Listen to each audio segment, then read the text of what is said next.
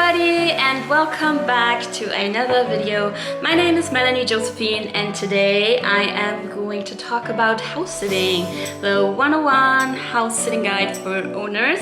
I recently filmed the house sitting guide for sitters, and just a little disclaimer, I am not a homeowner. I have not been in a situation where I leave my home with a sitter, so my perspective is coming from being a sitter. I've been a house sitter and I think I still have a lot of advice for you, but just a little disclaimer at the beginning. So first of all, what I would like to start with, if you have never had a sitter, if you are new to the whole concept, if you are new on a house sitting website, what I would suggest is typing off all the information that your sitter may or may not need. You may give this information on the phone and in person as well, but you know, people are forgetful, and it is very, very handy to have the information on paper, especially if you've had the conversation weeks or months before the sit. It's very easy to forget things, and it's just so helpful.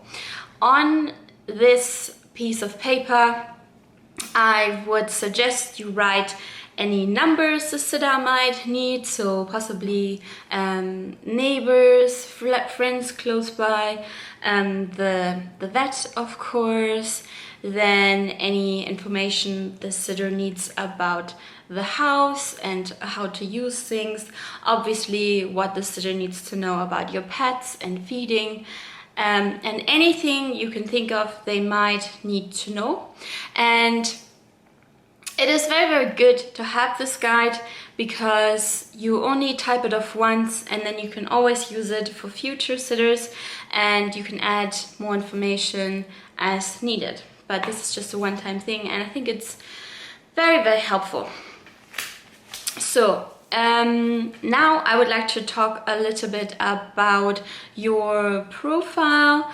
I personally have used Trusted House Sitters and House Sitters UK. Those are the two websites that I've used, but I don't think that the other ones would be that different.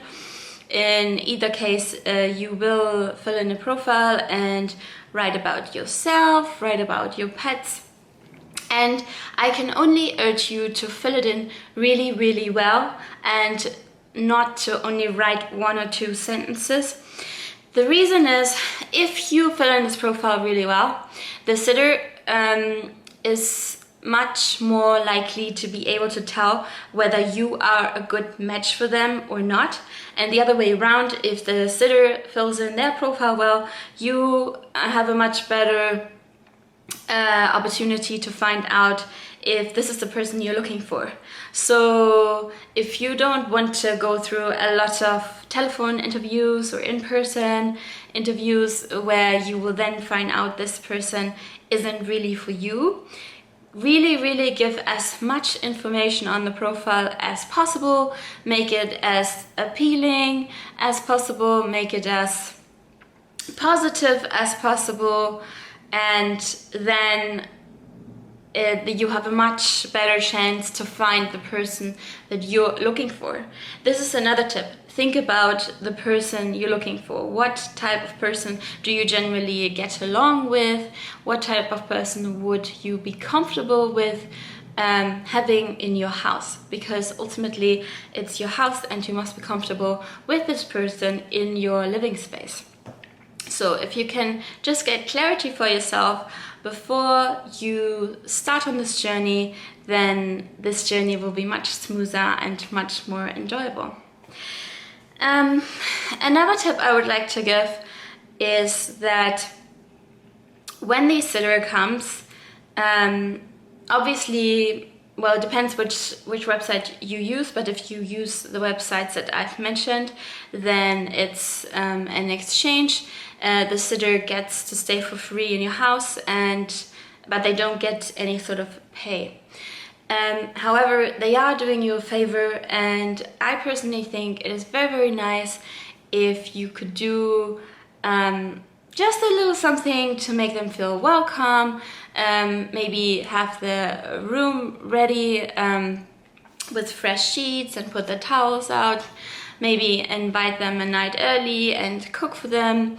Have some basics in the house. Obviously they'll do their own shopping, but it's really great if you have oils and sugar and I don't know, maybe flour or butter, just basics that they will not use up, but they will need to use a little bit, because as a sitter, there's really no point in buying these things in stock when 1 week later or 2 weeks later you're gonna move to the next place. And I think most sitters would appreciate it.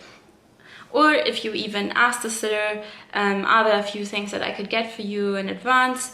It is not necessarily, you don't have to do these things, and I don't want to sound like you have to do these things, but I'm just saying that this is a new environment for the sitter, and if you can make them feel welcome and you set off on a really good note, it is just a really good way to start off. Yeah, also I've already mentioned this before when I said maybe cook a meal for them the night before.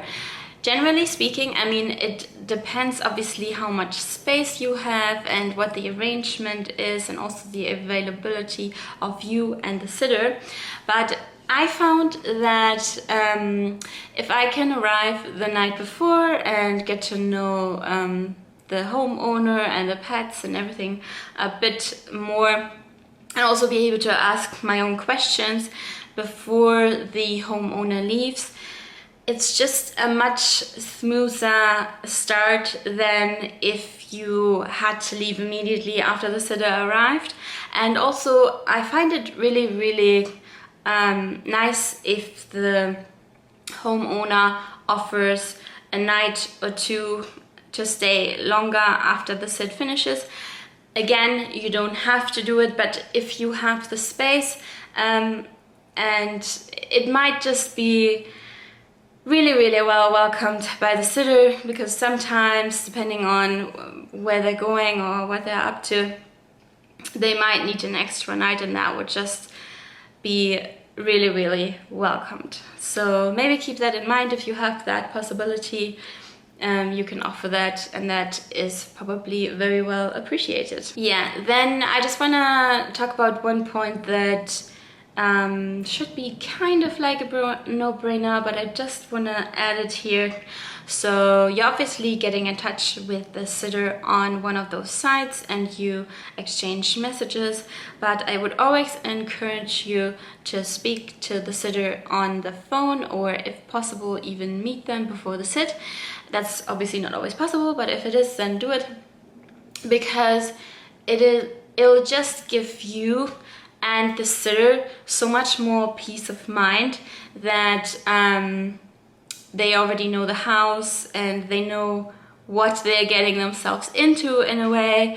Or if you're not able to meet, to at least speak on the phone to get a better impression of the person, because otherwise this can be very impersonal. So I would always recommend speaking in person or meeting in person. Yeah, that's it for today. I hope you enjoyed this video. If you have any other things you would like to add about this topic, if you have more advice, please comment down below. I would actually be really interested in your opinion and your advice. And if you like this video, give it a thumbs up. Subscribe for more videos if you like, and I'll see you in the next one. Bye! Hi again! One more thing to add. If you want to have an amazing love life and you want to transform your love life, I have written this amazing book, Love Life Simplified. It goes through so many things that are related to love life. I wrote it because I've struggled in my love life in the past, and I want to share my experiences, other people's experiences, and what I've learned. All my research went into this book, and if you are struggling, or even if you're not struggling but you don't know how to have an amazing love life, this is a book for you. then I would also like to mention my other book, Rock Your Au Pair Year. If you want to be an au pair or you know anybody who wants to be an au pair, this is your guide and it will definitely help you to have an amazing au pair time. Okay, that's all I want to say. Bye!